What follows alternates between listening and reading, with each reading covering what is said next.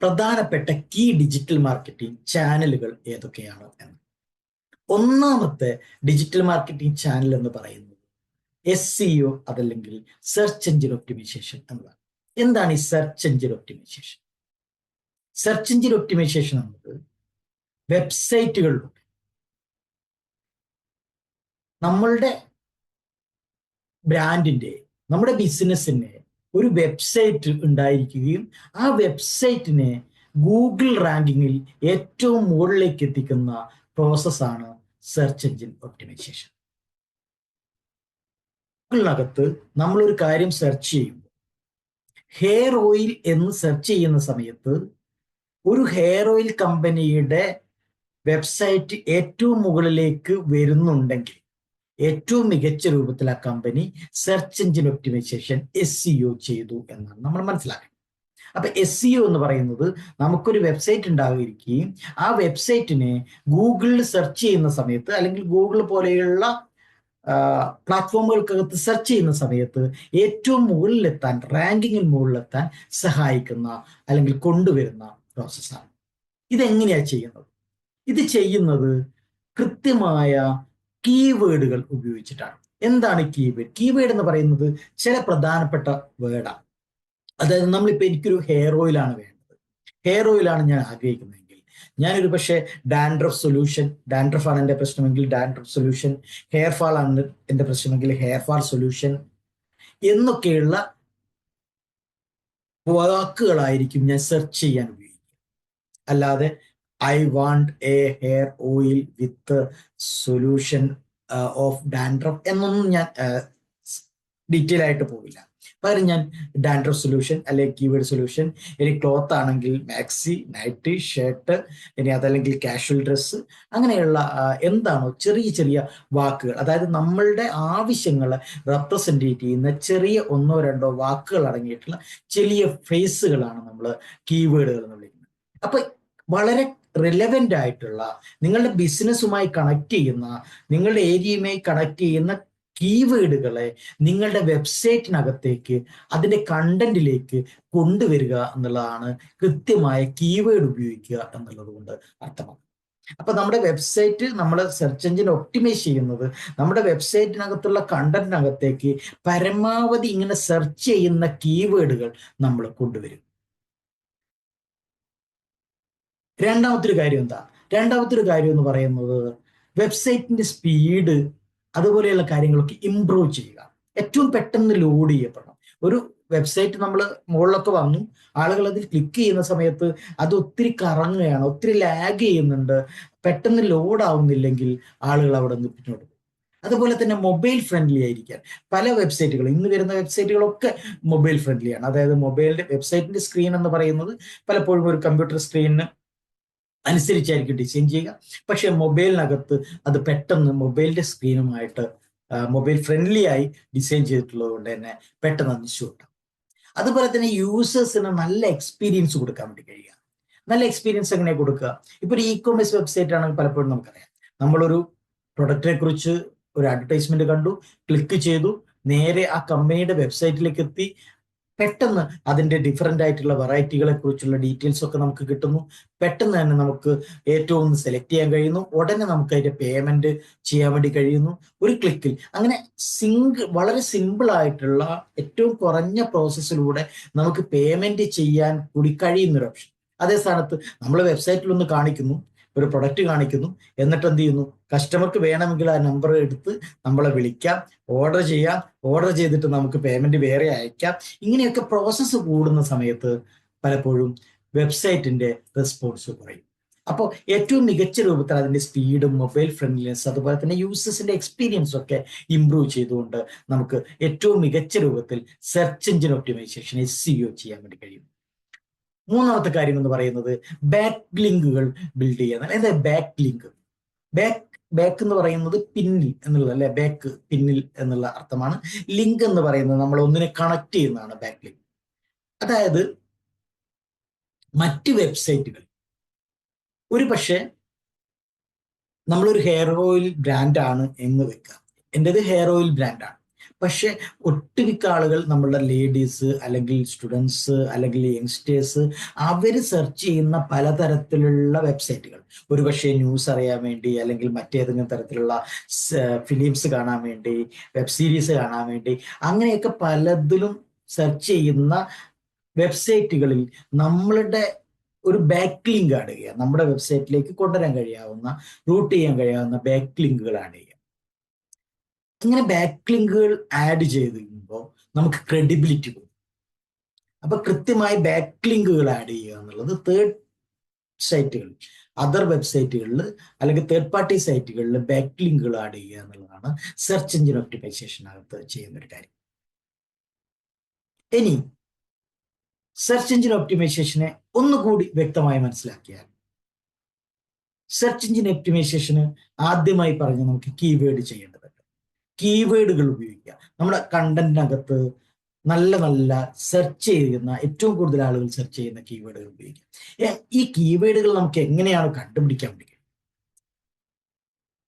ഗൂഗിളിന്റെ keyword planar, Google തന്നെ provide ചെയ്യുന്ന കീവേഡ് പ്ലാനർ ഏറ്റവും മികച്ച രൂപത്തിൽ കസ്റ്റമേഴ്സിന്റെ ഏറ്റവും കൂടുതൽ ആളുകൾ സെർച്ച് ചെയ്യുന്ന നല്ല നല്ല കീവേഡുകൾ കണ്ടെത്താൻ നമ്മളെ സഹായിക്കും.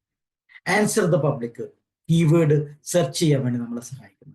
SEM റഷ്, ഇവയൊക്കെ SEM rush, answer the public, Google keyword planner ഒക്കെ ഏറ്റവും മികച്ച കീവേഡുകൾ, നമ്മുടെ ബിസിനസ്സുമായി ബന്ധപ്പെട്ട കീവേഡുകൾ കണ്ടെത്താൻ നമ്മളെ സഹായിക്കും.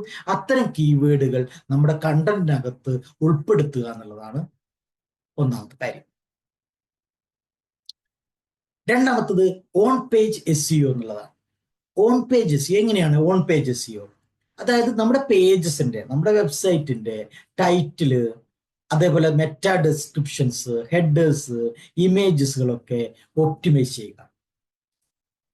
ഞാൻ നേരത്തെ പറഞ്ഞതുപോലെ ഒരു വെബ്സൈറ്റിനകത്ത് വരുന്ന സമയത്ത് അതിന്റെ ലോഡിങ് സമയം, അത് മൊബൈൽ ഫ്രണ്ട്ലിനെസ് ആണോ എന്നുള്ളത്, അതിനകത്ത് ഉപയോഗിക്കുന്ന ഇമേജുകൾ വളരെ അട്രാക്റ്റീവ് ആയിട്ടുള്ള ഇമേജുകൾ, കസ്റ്റമേഴ്സിന്റെ പെയിൻ പോയിന്റുമായി കണക്ട് ചെയ്യാവുന്നത്, നല്ല ഹെഡിങ്ങുകൾ, മെറ്റ പോലെയുള്ള സോഷ്യൽ മീഡിയ പ്ലാറ്റ്ഫോമുകളെ കണക്ട് ചെയ്യുന്നത്, ഇതൊക്കെ ഓൺ പേജ് SEO, അതായത് നമ്മുടെ പേജിനകത്ത്, നമ്മുടെ വെബ്സൈറ്റിനകത്ത് ചെയ്യേണ്ട സെർച്ച് എഞ്ചിൻ ഒപ്റ്റിമൈസേഷൻ പ്രാക്ടീസുകളാണ്. ഇതോടൊപ്പം ചില ടെക്നിക്കൽ SEO, ബാക്ക്ഗ്രൗണ്ടിൽ ചെയ്യേണ്ട ചില സെർച്ച് എഞ്ചിൻ ഒപ്റ്റിമൈസേഷൻ പ്രാക്ടീസുകളുണ്ട്. എന്തൊക്കെയാണത്?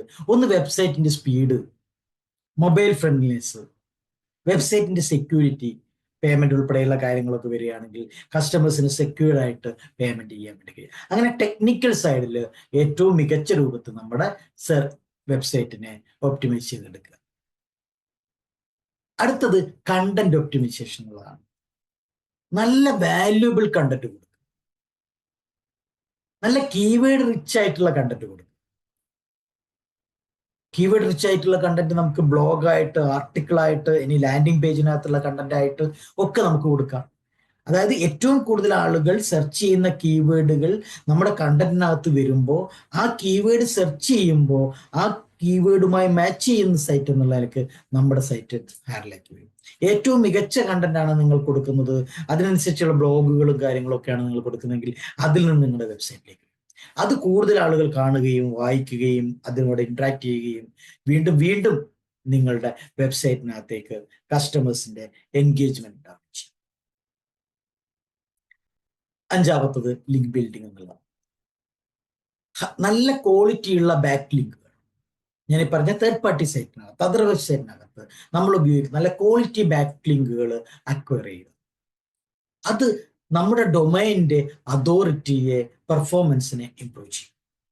അതേ സ്ഥാനത്ത് ക്വാളിറ്റി ഇല്ലാത്ത ബാക്ക് ലിങ്കുകളാകുമ്പോൾ നമുക്ക് ഉദ്ദേശിച്ച റിസൾട്ട് കിട്ടില്ല. അപ്പൊ സെർച്ച് എഞ്ചിൻ ഒപ്റ്റിമൈസേഷൻ വെബ്സൈറ്റിനകത്ത്, ഗൂഗിളിനകത്ത് നമ്മുടെ വെബ്സൈറ്റിനെ ഗൂഗിൾ റാങ്കിങ്ങിനകത്തേക്ക് ഏറ്റവും മുകളിലേക്ക് കൊണ്ടുവരുന്ന സെർച്ച് എഞ്ചിൻ ഒപ്റ്റിമൈസേഷൻ ആണ് ഒന്നാമത്തെ ഒരു ചാനൽ, ഡിജിറ്റൽ മാർക്കറ്റിംഗ് ചാനൽ എന്നുള്ളത്. നമ്മുടെ ബിസിനസ്സിന്, ഓരോ ബിസിനസ്സിനും ആവശ്യത്തിനനുസരിച്ചിട്ടാണ് ഓരോ ചാനലുകളും തിരഞ്ഞെടുക്കുന്നത്.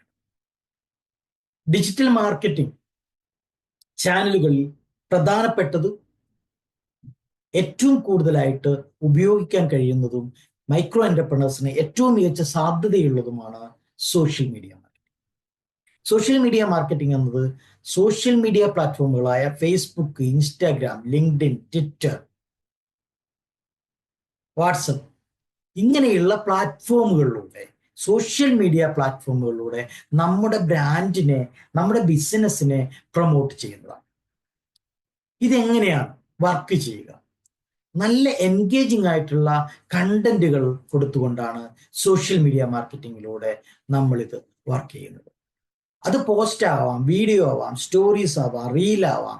ഇങ്ങനെയുള്ള നല്ല കണ്ടന്റുകളിലൂടെ നമ്മൾ കസ്റ്റമറെ അട്രാക്ട് ചെയ്യുകയും അവരെ നമ്മളുടെ ഫോളോവേഴ്സ് ആക്കുകയും സബ്സ്ക്രൈബേഴ്സ് ആക്കുകയും അങ്ങനെ അവരെ നമ്മുടെ പ്രൊഡക്റ്റിന്റെ, സർവീസിന്റെ ഉപഭോക്താക്കളായി, കൺസ്യൂമേഴ്സായി മാറ്റിയെടുക്കുകയും.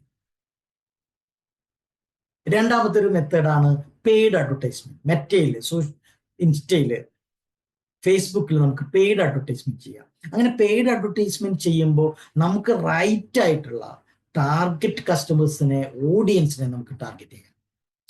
സ്ത്രീകൾ, പുരുഷന്മാർ, ഏത് age segment, sex, region, interest, behaviour എന്ന് പല തരത്തിൽ നമുക്ക് നമ്മുടെ കസ്റ്റമേഴ്സിനെ സെഗ്മെന്റ് ചെയ്ത് ടാർഗറ്റ് ചെയ്യാൻ വേണ്ടി കഴിയും. അവരുടെ ഡെമോഗ്രാഫിക്സിന്റെയോ ഇൻട്രസ്റ്റുകളുടെയോ ഒക്കെ അടിസ്ഥാനത്തിൽ നമുക്ക് ടാർഗറ്റ് ചെയ്യാൻ കസ്റ്റമറെ കഴിയുന്നതാണ് പെയ്ഡ് അഡ്വർടൈസിംഗിലൂടെ. Finally, encourage customer interaction. കസ്റ്റമേഴ്സിന്റെ ഇന്ററാക്ഷൻ നമുക്ക് എൻകറേജ് ചെയ്തുകൊണ്ട് എങ്ങനെ എൻകറേജ് ചെയ്യുക? നമ്മളൊരു പോസ്റ്റിന് കിട്ടുന്ന കമന്റ്സിലൂടെ, ലൈക്സിലൂടെ, ഷെയറിലൂടെ, അവരുടെ മാർക്കറ്റിങ്ങിലൂടെ, നേരിട്ടുള്ള ഡയറക്റ്റ് മെസ്സേജുകളിലൂടെ. കസ്റ്റമേഴ്സ് ഒരു ലൈക്ക് ചെയ്തു അല്ലെങ്കിൽ ഒരു കമന്റ് ചെയ്ത കസ്റ്റമേഴ്സിനെ ഡയറക്റ്റ് മെസ്സേജിലൂടെ നേരിട്ട് അവർക്കൊരു പേഴ്സണൽ ആയിട്ടുള്ള ഒരു അറ്റൻഷൻ കൊടുക്കാൻ വേണ്ടി കഴിയും, പേഴ്സണൽ ആയിട്ടുള്ള കെയർ കൊടുക്കാൻ വേണ്ടി കഴിയും.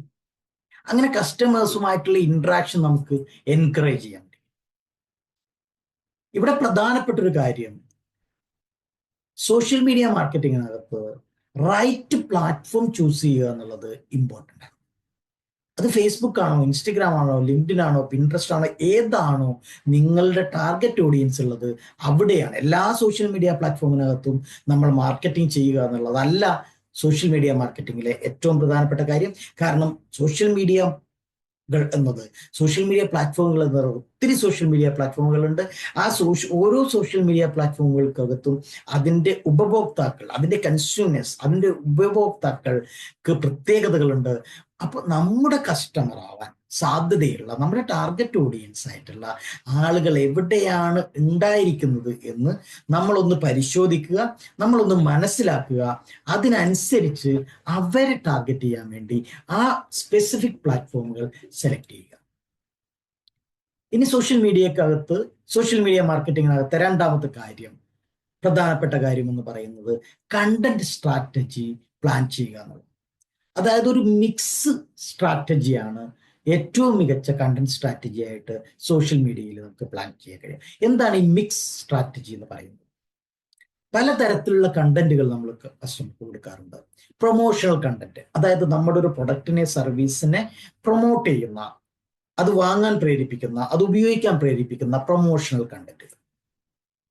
ഇനി എഡ്യൂക്കേഷണൽ കണ്ടന്റ്, ഏത് കാര്യങ്ങൾ കൊണ്ട് ഇങ്ങനെ സംഭവിക്കുന്നു, അല്ലെങ്കിൽ ഇന്ന സാഹചര്യത്തിൽ എന്താണ് ഉപയോഗിക്കേണ്ടത്, അല്ലെ? ഡാൻഡ്രഫ് വരുന്ന സമയത്ത് ഡാൻഡ്രഫ് എന്തുകൊണ്ടൊക്കെ ഉണ്ടാവുന്നു, ഡാൻഡ്രഫ് ഉള്ള ആളുകൾ ശ്രദ്ധിക്കേണ്ടത് എന്താണ്, ഡാൻഡ്രഫ് ഉള്ള ആളുകൾ ഏത് കണ്ടന്റുള്ളവർ ഉപയോഗിക്കണം എന്നൊക്കെയുള്ള ഒരു വാല്യൂ കണ്ടന്റ് ഒരു വീഡിയോ ആയിട്ട് ചെയ്യുന്നത് ഒരു എഡ്യൂക്കേഷണൽ കണ്ടന്റ്.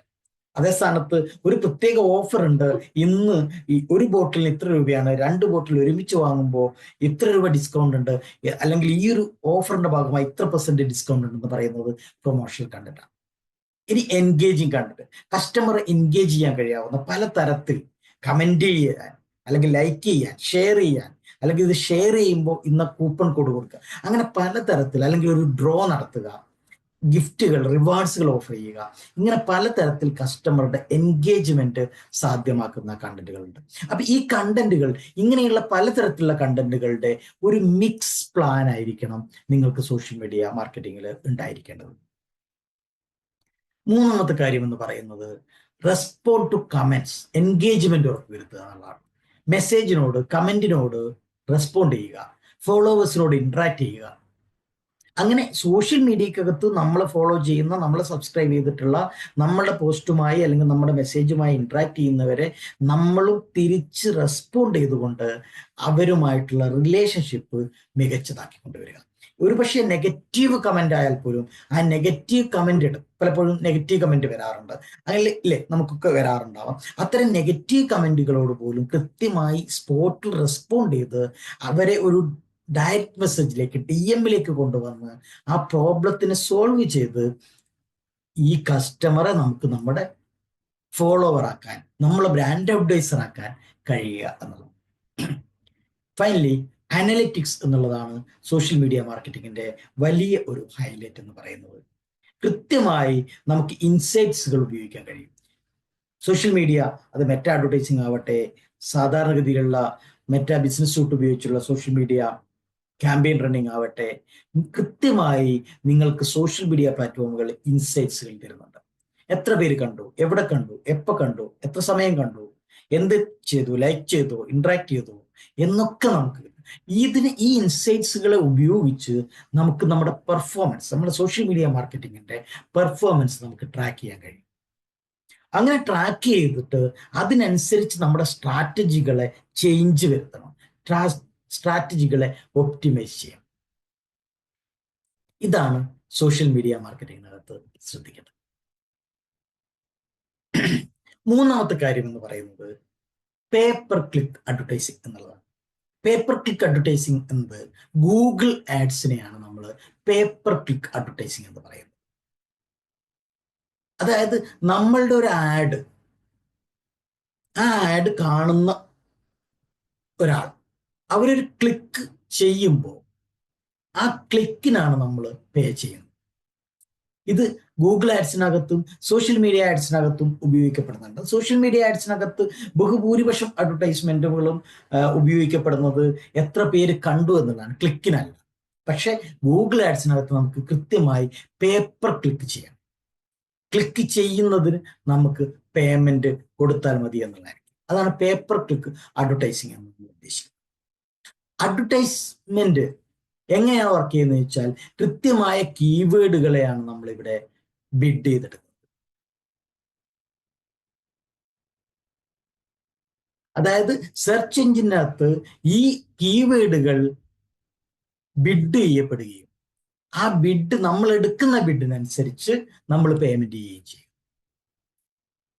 അപ്പോൾ എന്താ സംഭവിക്കുന്നത്, ഈ കീവേഡുകളുള്ള അഡ്വർടൈസ്മെന്റുകൾ ഗൂഗിൾ ആഡ്സിനകത്ത് ടോപ്പ് റിസൾട്ടിലേക്ക് വരും, അല്ലെങ്കിൽ സോഷ്യൽ മീഡിയയിൽ ടോപ്പ് റിസൾട്ടിലേക്ക് വരും. നമ്മുടെ അഡ്വർടൈസ്മെന്റിനകത്ത് നമ്മൾ ഉപയോഗിച്ചിട്ടുള്ള ഈ സ്പെസിഫിക് കീവേഡുകൾ ഉപയോഗിക്കുന്ന അഡ്വർടൈസ്മെന്റുകൾ ടോപ്പിലേക്ക് വരികയും ഏറ്റവും കൂടുതൽ ആളുകൾ അത് കാണുകയും ഏറ്റവും കൂടുതൽ സെയിൽസിലേക്ക് കൊണ്ടുവരികയും ചെയ്യും. ഇവിടെ കോസ്റ്റ്, പേപ്പർ ക്ലിക്ക് അഡ്വർടൈസിങ്ങിലെ കോസ്റ്റ് ഡിപ്പെൻഡ് ചെയ്യുന്നത് കീവേഡിന്റെ ഡിമാൻഡിനും കോമ്പറ്റീഷനും അനുസരിച്ചാണ്. ചില സമയങ്ങളിൽ കീവേഡിന് ഹൈ ഡിമാൻഡ് വരുന്ന സമയത്ത് നമ്മൾ കൂടുതൽ പേ ചെയ്യേണ്ടി വരും, ഡിമാൻഡ് കുറയുന്ന സമയത്ത് ലെസ് പേ ചെയ്താൽ മതി. പ്രധാനമായും ഗൂഗിൾ ആഡ്സിനകത്ത്, സോഷ്യൽ മീഡിയ ആഡ്സിനകത്തുമാണ് നമ്മൾ ഇത് ഉപയോഗിക്കുന്നത്. ഇവിടെ പ്രധാനപ്പെട്ട ഒരു കാര്യം എന്ന് പറയുന്നത്, പ്ലാറ്റ്ഫോമുകൾ നമ്മളുടെ ബിസിനസ് ഗോൾസിനെ ബേസ് ചെയ്താണ് നമ്മൾ സെലക്ട് ചെയ്യുന്നത്. ഗൂഗിൾ ആഡ്സ് വേണോ, സോഷ്യൽ മീഡിയ വേണോ, സോഷ്യൽ മീഡിയ വേണമെങ്കിൽ തന്നെ അതിൽ ഏതൊക്കെ വേണം എന്നൊക്കെ നമ്മളുടെ ബിസിനസ് ഗോൾ എന്താണോ, നമുക്ക് ആരെയാണോ ടാർഗറ്റ് ചെയ്യേണ്ടത്, നമുക്ക് എന്താണോ അച്ചീവ് ചെയ്യേണ്ടത്, അതിനനുസരിച്ചാണ് നമ്മൾ സെലക്ട് ചെയ്യേണ്ടത്. രണ്ടാമത്തെ കാര്യം എന്ന് പറയുന്നത്, ഓഡിയൻസിന്റെ ഡെമോഗ്രാഫിക് അനുസരിച്ച്, അവരുടെ ഇൻട്രസ്റ്റ് അനുസരിച്ച്, ബിഹേവിയർ അനുസരിച്ച് ഇവിടെ നമുക്ക് ടാർഗറ്റ് ചെയ്യാൻ കഴിയുന്നുള്ള, അതായത് ഏത് ഓഡിയൻസ് കാണും, ആരാണ് കാണേണ്ടത് എന്ന് കൃത്യമായി അവരുടെ ഡെമോഗ്രാഫിക് ഫീച്ചേഴ്സ്, അതായത് ലൊക്കേഷൻ, ഏജ്, സെക്സ്, അങ്ങനെയുള്ള കാര്യങ്ങൾ, അവരുടെ ഇൻട്രസ്റ്റുകൾ, താല്പര്യങ്ങൾ, അവരുടെ ബിഹേവിയർ, ഓൺലൈനിലുള്ള ബിഹേവിയർ, പർച്ചേസ് ബിഹേവിയർ, ഈ ബാക്ക്ഗ്രൗണ്ടിലൊക്കെ ബേസ് ചെയ്തുകൊണ്ട് നമുക്ക് ടാർഗറ്റ് ചെയ്യാൻ കഴിയും. AB ടെസ്റ്റിംഗ് സാധ്യമാണ് എന്നുള്ളതാണ് മൂന്നാമത്തെ കാര്യം. ഡിഫറെൻ്റ് ആയിട്ടുള്ള ക്രിയേറ്റീവുകളെ, ഡിഫറെൻ്റ് ആയിട്ടുള്ള ആഡ് കോപ്പികളെ നമുക്ക് ടെസ്റ്റ് ചെയ്യാൻ കഴിയും. ഏതാണ് വർക്ക് ചെയ്യുന്നത്?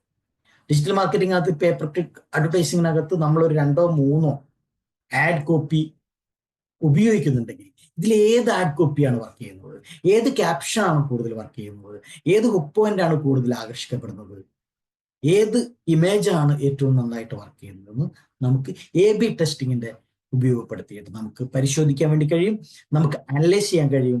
അതിന്റെ റിസൾട്ടിനനുസരിച്ച് നമുക്ക് നമ്മുടെ ക്യാമ്പയിനെ ഒപ്റ്റിമൈസ് ചെയ്യാം.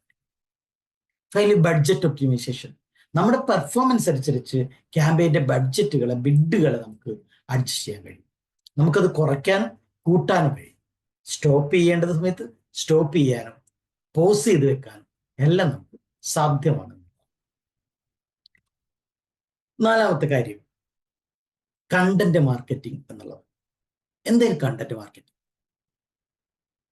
കസ്റ്റമേഴ്സിന്, നമ്മുടെ ടാർഗറ്റ് ഓഡിയൻസ് വാല്യുബിൾ ആയിട്ടുള്ള, ഇൻഫർമേറ്റീവ് ആയിട്ടുള്ള, അവരുമായി എൻഗേജ് ചെയ്യാൻ കഴിയാവുന്ന, അവരെ അട്രാക്ട് ചെയ്യാൻ കഴിയാവുന്ന, അവരെ എഡ്യൂക്കേറ്റ് ചെയ്യാൻ കഴിയാവുന്ന കണ്ടന്റുകൾ ഡെലിവർ ചെയ്യുക.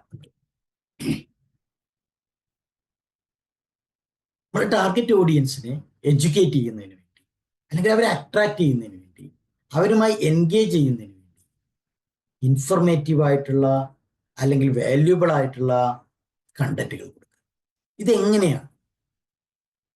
ഒരു പ്രധാനപ്പെട്ട വഴി ബ്ലോഗ് പോസ്റ്റുകളാണ്. ബ്ലോഗ് പോസ്റ്റുകൾ കൊടുക്കാം, ബുക്സ് കൊടുക്കാൻ വേണ്ടി കഴിയും, കേസ് സ്റ്റഡീസ് കൊടുക്കാൻ വേണ്ടി കഴിയും, ഇൻഫോഗ്രാഫിക്സ് നമുക്ക് അവതരിപ്പിക്കാൻ വേണ്ടി കഴിയും, വീഡിയോസിലൂടെ നമുക്ക് കണ്ടന്റ് കൊടുക്കാൻ വേണ്ടി കഴിയും.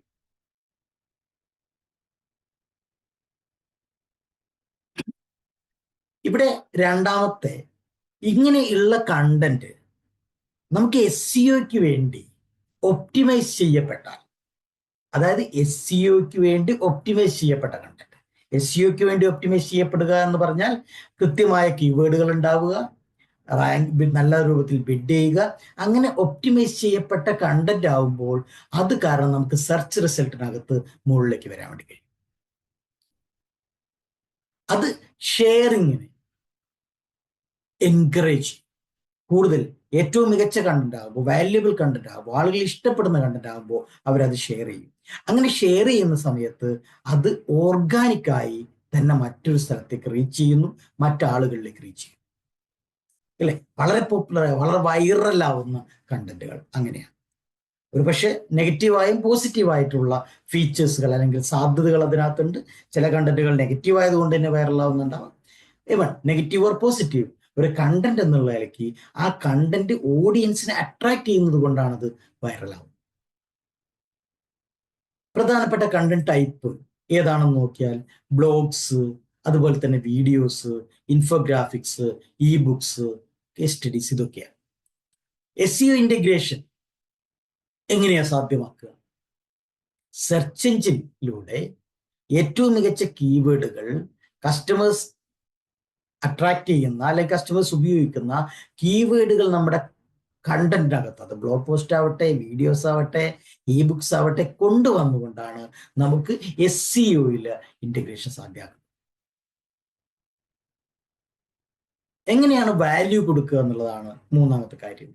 വാല്യൂ കൊടുക്കുക എന്ന് പറയുന്നത് കസ്റ്റമേഴ്സിന്റെ പെയിൻ പോയിന്റ്സിനെ അഡ്രസ് ചെയ്തുകൊണ്ട്, നിങ്ങളുടെ ഓഡിയൻസിന്റെ പെയിൻ പോയിന്റ്സ് അഡ്രസ് ചെയ്ത് അതിനുള്ള സൊല്യൂഷൻ കൊടുക്കുക. അപ്പൊ ഏറ്റവും മികച്ച രൂപത്തിൽ, ഏറ്റവും നന്നായിട്ട് നമ്മുടെ ഓഡിയൻസിന്റെ പെയിൻ പോയിന്റുകൾ നമുക്ക് അഡ്രസ് ചെയ്യാൻ കഴിഞ്ഞാൽ, നമുക്ക് മനസ്സിലാക്കാൻ കഴിഞ്ഞാൽ എന്തുകൊണ്ടാണ് ആ ഒരു വ്യക്തി നമ്മുടെ പ്രൊഡക്റ്റ് അല്ലെങ്കിൽ സർവീസ് വാങ്ങുന്നത്, എന്തുകൊണ്ടാണ് ഇന്നത്തെ മാർക്കറ്റിൽ അവൈലബിൾ ആയിട്ടുള്ള ഒരു പ്രൊഡക്റ്റിൽ, ഒരു സർവീസിൽ അദ്ദേഹം തൃപ്തനാവാത്തത്, അത് മനസ്സിലാക്കി അതിനെ അഡ്രസ് ചെയ്ത് അതിന് സൊല്യൂഷൻ കൊടുക്കാൻ വേണ്ടി കഴിയാവുന്ന കണ്ടന്റ്, വാല്യൂ നമ്മൾ നമ്മുടെ കണ്ടന്റിലൂടെ കൊടുക്കണം. അങ്ങനെ കൊടുക്കുമ്പോൾ ഓർഗാനിക് ആയിട്ട് തന്നെ നമുക്ക് നല്ല റീച്ച് കൊണ്ടുവരാൻ കഴിയും. ഫൈനലി കൺസിസ്റ്റൻസി എന്നുള്ളതാണ്. കണ്ടന്റ് മാർക്കറ്റിങ്ങിനകത്ത് ഏറ്റവും പ്രധാനപ്പെട്ട കാര്യമാണ്, ഏറ്റവും ഇമ്പോർട്ടൻ്റ് ആണ് കൺസിസ്റ്റൻസി. റെഗുലറായിട്ട് നമ്മൾ കണ്ടന്റ് ഡെലിവർ ചെയ്യുക. കണ്ടന്റ് നമുക്ക് ഇഷ്ടമുള്ള സമയത്ത് സൗകര്യപ്രദമായി ഡെലിവറി ചെയ്യുക എന്നുള്ളതാണ്. കണ്ടന്റ് മാർക്കറ്റിങ്ങിനകത്ത് നിങ്ങൾ എന്ത് കണ്ടന്റാണ് കൊടുക്കുന്നത്, എത്ര ചെറുതാവട്ടെ എത്ര വലുതാവട്ടെ, അത് കൃത്യമായി വാല്യൂ ഉണ്ടായിരിക്കുക. ആ വാല്യൂ ഉള്ള കണ്ടന്റ് നിരന്തരം കൊടുക്കുക. കാരണം കണ്ടന്റ് കൃത്യമായി കൺസിസ്റ്റൻസി മെയിൻറ്റെയിൻ ചെയ്യുന്നത് മാത്രമാണ് നമുക്ക് കണ്ടന്റ് മാർക്കറ്റിങ്ങിൽ ഏറ്റവും നല്ല റിസൾട്ട് കൊണ്ടുവരാൻ കഴിയും. അടുത്ത കാര്യം എന്ന് പറയുന്നത് ഇമെയിൽ മാർക്കറ്റിംഗ് എന്നുള്ളതാണ്. അടുത്ത സോഷ്യൽ മീഡിയ പ്ലാറ്റ്ഫോം അല്ലെ അടുത്ത social media marketing, digital marketing channel എന്ന് പറയുന്നത് ഇമെയിൽ മാർക്കറ്റിംഗ്. ഇമെയിൽ മാർക്കറ്റിംഗ് എന്ന് പറയുന്നത് സിമ്പിൾ ആണ്. ഇമെയിൽ ഉപയോഗിച്ച് നമ്മുടെ കസ്റ്റമേഴ്സുമായി റിലേഷൻഷിപ്പ് മെയിൻറ്റെയിൻ ചെയ്യാൻ, അവരെ കണക്ട് ചെയ്യാൻ വേണ്ടി ഉപയോഗിക്കുന്നു. ഇമെയിൽ ക്യാമ്പയിനുകൾ ചെയ്യാൻ പറ്റും നിരന്തരമായി. നമുക്ക് ഓരോരുത്തർക്കും ഓരോ ദിവസം വരുന്ന പ്രൊമോഷണൽ ഇമെയിലുകളുടെ എണ്ണം നോക്കിയാണ് ഒത്തിരി ഇമെയിലുകൾ വരുന്നത്. പല കാര്യം ഇമെയിൽ മാർക്കറ്റിംഗ് എന്നത് വൈഡായിട്ട് പ്രധാനപ്പെട്ട കമ്പനികൾ യൂസ് ചെയ്യുന്നത്. പക്ഷെ നമ്മൾ മൈക്രോ ബിസിനസ്സുകളെ സംബന്ധിച്ച്, മൈക്രോ എന്റർപ്രണേഴ്സിനെ സംബന്ധിച്ചിടത്തോളം നിങ്ങളുടെ പ്രൊഡക്റ്റ് അല്ലെങ്കിൽ ബിസിനസിന്റെ സാധ്യതയ്ക്കനുസരിച്ചും നിങ്ങളുടെ കസ്റ്റമേഴ്സിന് അനുസരിച്ചും മാത്രമാണ് ഇമെയിൽ മാർക്കറ്റിംഗ് ഉപയോഗിക്കേണ്ടത്. പക്ഷെ സർവീസ് മേഖലക്കകത്ത്, കുറച്ചുകൂടി അപ്ഗ്രേഡഡ് ആയിട്ടുള്ള മേഖലകൾക്കകത്തൊക്കെയാണ് ബിസിനസ് എങ്കിൽ കൃത്യമായും ഇമെയിൽ മാർക്കറ്റിങ്ങിന് വലിയ സാധ്യതയുണ്ട്. എങ്ങനെയാണ് ഇമെയിൽ മാർക്കറ്റിംഗ് ചെയ്യുന്നത്? ഇമെയിൽ മാർക്കറ്റിംഗ് ചെയ്യാൻ ആദ്യമായി ചെയ്യുന്നത് എന്താ? നമ്മൾ പലതരത്തിൽ നമ്മുടെ കസ്റ്റമേഴ്സിന്റെ ഇമെയിലുകൾ കളക്ട് ചെയ്ത് ഒരു ലിസ്റ്റ് ആക്കി വെക്കും. ഇമെയിൽ ID കളക്ട് ചെയ്യുന്നു. അത് നമുക്ക് വെബ്സൈറ്റിൽ സൈൻ അപ്പ് ചെയ്യുന്നു. നമ്മുടെ വെബ്സൈറ്റ് ഉണ്ടെങ്കിൽ ആ വെബ്സൈറ്റിൽ വരുന്ന ആളുകളുടെ ഇമെയിൽ കളക്ട് ചെയ്യാം. നമ്മളുടെ ഒരു അഡ്വർടൈസ്മെന്റ്, ഫേസ്ബുക്കിലോ ഒക്കെ അഡ്വർടൈസ്മെന്റ് കൊടുക്കുന്നെങ്കിൽ അതിന് കളക്ട് ചെയ്യാം. അങ്ങനെ പലതരത്തിൽ നമുക്ക് ഇമെയിൽ കളക്ട് ചെയ്യാം. അങ്ങനെ കളക്ട് ചെയ്ത ഇമെയിലുകളുടെ ഒരു ലിസ്റ്റ് മെയിൻറ്റെയിൻ ചെയ്യുന്നു. രണ്ടാമത്തെ എന്താ? ഓട്ടോമേറ്റഡ് ഇമെയിൽസ് പ്രൊവൈഡ് ചെയ്യും.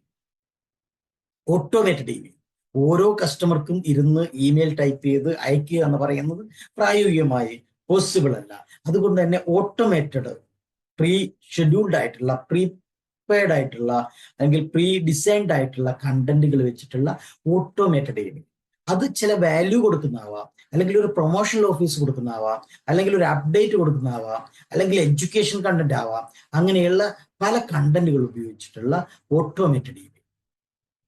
മൂന്നാമത്തത് പേഴ്സണലൈസേഷൻ എന്നതാണ്. അതായത് ഓട്ടോമേറ്റഡ് ഇമെയിൽ ആവട്ടെ, നമ്മുടെ ഇമെയിലുമായി റെസ്പോണ്ട് ചെയ്യുന്ന, അല്ലെങ്കിൽ ഒരു പൊസിഷനിൽ, സെയിൽസ് ഫണലിൽ അല്ലെങ്കിൽ മാർക്കറ്റിംഗ് ഫണലിൽ ഒരു പ്രത്യേക പൊസിഷനിൽ നിൽക്കുമ്പോൾ ആ സെയിൽസ് ഫണലിൽ ആ പ്രത്യേക പൊസിഷനിൽ നിൽക്കുന്ന ആളെ കൃത്യമായി നമ്മൾ എന്ത് ചെയ്യുക? ഒരു പേഴ്സണലൈസ്ഡ് മെസ്സേജിലൂടെ, ഒരു പേഴ്സണലൈസ്ഡ് കണ്ടന്റ് കൊടുത്തുകൊണ്ട്, കൺവെർസേഷൻ ഉറപ്പിച്ചുകൊണ്ട് അവരുമായിട്ടുള്ള എൻഗേജ്മെന്റ് ഇംപ്രൂവ് ചെയ്യുന്നു. ഇവിടെ ഒരു ഇമെയിൽ ബിൽഡ് ചെയ്യുക എന്നുള്ളതാണ്, ഇമെയിൽ ലിസ്റ്റ് ബിൽഡ് ചെയ്യുക എന്നുള്ളതാണ് ആദ്യത്തെ കാര്യം. അങ്ങനെ ഇമെയിൽ ലിസ്റ്റ് ബിൽഡ് ചെയ്യാം. എങ്ങനെയൊക്കെയാണ്? നമ്മൾ ഓഫർ ചെയ്യാൻ പറ്റും. നമുക്ക് ലീഡ് മാഗ്നറ്റ് എന്ന് പറയുന്നത്, നമ്മളിപ്പോ ഒരു കസ്റ്റമറെ, നമ്മളുടെ ഒരു ക്വാളിറ്റി ലീഡ് ആയിട്ടുള്ള ഒരാളെ മാഗ്നറ്റിന്റെ ഒരു വർക്ക് ചെയ്യുന്ന, മാഗ്നറ്റ് പിടിച്ചെടുക്കുന്നതാണ് അല്ലെ. ഇരുമ്പ് അംശത്തെ മാഗ്നറ്റ് ആകർഷിക്കും. അങ്ങനെ ഇരുമ്പ് അംശത്തെ മാഗ്നറ്റ് ആകർഷിക്കുന്നത് പോലെ നമുക്ക് നമ്മുടെ ഒരു ക്വാളിറ്റി ആയിട്ടുള്ള അല്ലെങ്കിൽ ഒരു ലീഡിനെ നമ്മളിലേക്ക് വലിച്ചടുപ്പിക്കുന്ന ലീഡ് മാഗ്നറ്റുകൾ, നമ്മളിപ്പോൾ ഒരു ഫ്രീ ഗൈഡ് കൊടുക്കുന്നു, അല്ലെങ്കിൽ ഡിസ്കൗണ്ട് കൊടുക്കുന്നു, 1+1 ഓഫർ, ഇതൊക്കെ ലീഡ് മാഗ്നറ്റുകൾ. അപ്പൊ അത്തരം ലീഡ് മാഗ്നറ്റുകൾ ഓഫർ ചെയ്യാൻ വേണ്ടിയിട്ട് നമ്മൾ ഇമെയിൽ ഉപയോഗിക്കാം. ഒരു അഡ്വർടൈസ്മെന്റിനോട് കുറെ പേര് കണക്ട് ചെയ്തു. ആ കണക്ട് ചെയ്ത ഒരു 100 കസ്റ്റമർ കണക്ട് ചെയ്തു. ആ 100 കസ്റ്റമറുടെ ലിങ്ക് നമുക്ക്, ഇമെയിൽ നമുക്ക് കിട്ടി. അങ്ങനെ കിട്ടിയ ഇമെയിലിനെ അനുസരിച്ചിട്ട് നമുക്ക് ഈ കസ്റ്റമേഴ്സിന് ചില ഇതേപോലത്തെ ലീഡ് മാഗ്നറ്റുകൾ നമുക്ക് കൊടുക്കാൻ വേണ്ടി കഴിയും. അത് ഗൈഡ് ആവാം, അല്ലെങ്കിൽ ഡിസ്കൗണ്ട് ആവാം, പ്രത്യേക ഓഫർ ആവാം, കൂപ്പൺ കോഡ് ആവാം, അങ്ങനെ. മറ്റൊരു കാര്യം എന്താ? ഓഡിയൻസിനെ സെഗ്മെന്റ് ചെയ്യുക എന്നുള്ളത്, സെഗ്മെന്റൈസേഷൻ. അതായത് പേഴ്സണലൈസ്ഡ് മെസ്സേജ് നമുക്ക് കൊടുക്കേണ്ടതുണ്ട്. പേഴ്സണലൈസ്ഡ് മെസ്സേജ് കൊടുക്കാൻ വേണ്ടി കൃത്യമായി ഈ ലീഡ്സിനെ, ഇമെയിൽസിനെ നമ്മൾ സെഗ്മെന്റ് ചെയ്ത്, അങ്ങനെ സെഗ്മെന്റ് ചെയ്ത ഓഡിയൻസിലേക്ക് പേഴ്സണലൈസ് ആയിട്ടുള്ള, അതായത് അവരുടെ പൊസിഷൻ എവിടെയാണ്, സെയിൽസ് ഫണലിൽ ഏത് പൊസിഷനിലാണ് അവിടെ എത്തി നിൽക്കുന്നത്, അല്ലെങ്കിൽ നമ്മുടെ പ്രൊഡക്റ്റിന്റെ സർവീസിന്റെ ഏത് പൊസിഷനിലാണ് അവർ നിൽക്കുന്നത്, അവരുടെ ഇൻട്രസ്റ്റ് എന്താണ്, അവരുടെ ഒരു ആ സമയത്തെ പർച്ചേസ് ബിഹേവിയർ എന്താണ്, ഇതിനൊക്കെ അനുസരിച്ചുള്ള പേഴ്സണലൈസ് ആയിട്ടുള്ള മെസ്സേജുകൾ കൊടുക്കുക. മറ്റൊന്ന് ഓട്ടോമേറ്റ് ചെയ്യുക ക്യാമ്പയിനുകൾ എന്നുള്ളതാണ്. നമുക്ക് കൃത്യമായ ഫോളോ അപ്പ് ഉറപ്പുവരുത്താൻ വേണ്ടിയിട്ട് കൃത്യമായി ഒരു സെയിൽസ്, ഒരു ഇമെയിലിന്റെ അല്ലെങ്കിൽ ഒരു കസ്റ്റമർ നമ്മളുടെ ഒരു സെയിൽസ് ഫണലിന്റെ ഒരു പൊസിഷനിൽ എത്തിക്കഴിഞ്ഞാൽ ആ പൊസിഷനിൽ നിന്ന് ഓരോ പൊസിഷനിലേക്കും സെയിൽസ് ഫണലിൽ ഈ കസ്റ്റമറെ നമ്മൾ പിക്ക് ചെയ്ത് അപ്പ് ചെയ്ത് കൊണ്ടുവരേണ്ടതുണ്ട്. ഒരു ഫണലിനകത്ത് എത്തുന്ന, ഫണലിന്റെ ഫ്രണ്ടിൽ എത്തുന്ന എല്ലാ കസ്റ്റമറും വളരെ സ്മൂത്ത് ആയിട്ട് ഫണലിന്റെ എൻഡിലേക്ക് എത്തുമെന്ന് ധരിക്കരുത്. അപ്പൊ ഇവിടെ ഓരോ സ്റ്റെപ്പ് ബൈ സ്റ്റെപ്പായിട്ട് കസ്റ്റമേഴ്സിനെ നമ്മൾ ഇങ്ങനെ അപ്പ് ചെയ്ത് കൊണ്ടുവരിക. ഇങ്ങനെ അപ്പ് ചെയ്ത് കൊണ്ടുവരാനുള്ള ഓരോ ഘട്ടത്തിലും കൃത്യമായ ഫോളോ അപ്പ് വരുത്താൻ ഇമെയിൽ മാർക്കറ്റിംഗ് ഉപയോഗിക്കാൻ കഴിയും. A/B ടെസ്റ്റിംഗ് ഉപയോഗിച്ചുകൊണ്ട് സബ്ജക്ട് ലൈൻ നമുക്ക്, അല്ലെങ്കിൽ ഇമെയിലിന്റെ കണ്ടന്റ്, CT ഒക്കെ നമുക്ക് എന്ത് ചെയ്യാൻ കഴിയും, ടെസ്റ്റ് ചെയ്ത് അതിന്റെ ഒരു അനലിറ്റിക്സിലൂടെ ഏതാണ് പെർഫോം ചെയ്യുന്നത് എന്ന് മനസ്സിലാക്കി പെർഫോം ചെയ്യാത്തതിനെ നമുക്ക് ഒപ്റ്റിമൈസ് ചെയ്ത് മാറ്റി എടുക്കാനും കഴിയും. അടുത്തത് ഇൻഫ്ലുവൻസർ മാർക്കറ്റിംഗ് ആണ്. എന്താണ് ഇൻഫ്ലുവൻസർ? ഇൻഫ്ലുവൻസർ മാർക്കറ്റിംഗ് നിലവിൽ സോഷ്യൽ മീഡിയക്കകത്ത് ഇൻഫ്ലുവൻസേഴ്സ് ആയിട്ടുള്ള ചിലരുണ്ട്. പല കാരണങ്ങൾ കൊണ്ട് സെലിബ്രിറ്റീസ്, അതല്ലെങ്കിൽ ഏതെങ്കിലും ഒരു കണ്ടന്റിനകത്ത്, ഏതെങ്കിലും ഒരു ടോപ്പിക്കിനകത്ത് വളരെ നല്ല നോളജ് ഉള്ള, അതുമായി കണ്ടന്റ് ഡെലിവർ ചെയ്യുന്ന, അങ്ങനെ പലതരത്തിലുള്ള ഇൻഫ്ലുവൻസേഴ്സ്, പലതരത്തിൽ ഒരു പക്ഷേ അവരുടെ സോഷ്യോ അല്ലെങ്കിൽ എക്കണോമിക്, പൊളിറ്റിക്കൽ, അതല്ലെങ്കിൽ അവരുടേതായ പേഴ്സണൽ ആയിട്ടുള്ള കഴിവുകൾ കൊണ്ട് അങ്ങനെ പലതരത്തിൽ മറ്റുള്ളവരെ ഇൻഫ്ലുവൻസ് ചെയ്യാൻ കഴിയുന്നവരെയാണ് നമ്മൾ ഇൻഫ്ലുവൻസേഴ്സ് എന്ന് പറയുന്നത്. അപ്പൊ ഇങ്ങനെയുള്ള ഇൻഫ്ലുവൻസേഴ്സുമായി പാർട്ട്ണർ ചെയ്തുകൊണ്ട്, കൊളാബറേറ്റ് ചെയ്തുകൊണ്ട് നമ്മളുടെ പ്രൊഡക്റ്റിനെയോ സർവീസിനെയോ പ്രൊമോട്ട് ചെയ്യുന്നതിനെയാണ് നമ്മൾ ഇൻഫ്ലുവൻസർ മാർക്കറ്റിംഗ്.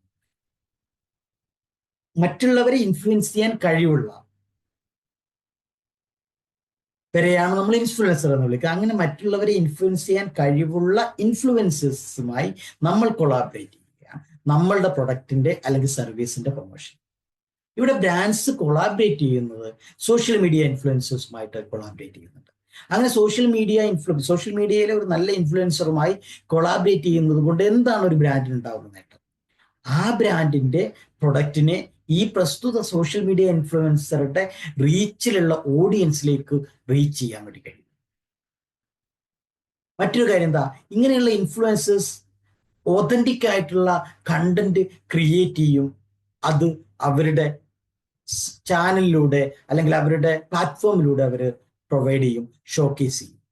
അപ്പോൾ ഒതന്റിക് ആയിട്ടുള്ള കണ്ടന്റ്, ഇപ്പൊ ടെക് മേഖലക്കകത്ത് ടെക്നോളജി വളരെയധികമുള്ള, ടെക്കുമായി ബന്ധപ്പെട്ട വളരെ ഡീറ്റെയിൽ ആയി ചെയ്യുന്ന, അതല്ലെങ്കിൽ ഇനിയിപ്പോൾ ഓട്ടോമൊബൈൽ മേഖലയാണെങ്കിൽ ഓട്ടോമൊബൈലുമായി ബന്ധപ്പെട്ടുള്ള ഒത്തിരി കാര്യങ്ങൾ അറിയുന്ന, ഒത്തിരി കാര്യങ്ങൾ ഷെയർ ചെയ്യുന്ന ഒരു ഇൻഫ്ലുവൻസർ ആണെങ്കിൽ ആ ഇൻഫ്ലുവൻസർ സജസ്റ്റ് ചെയ്യുന്ന ഒരു കണ്ടന്റിന്റെ അല്ലെങ്കിൽ ഒരു പ്രൊഡക്റ്റിനെ, ഒരു സർവീസിനെ ആളുകൾ ട്രസ്റ്റോടുകൂടി പർച്ചേസ് ചെയ്യുന്നു.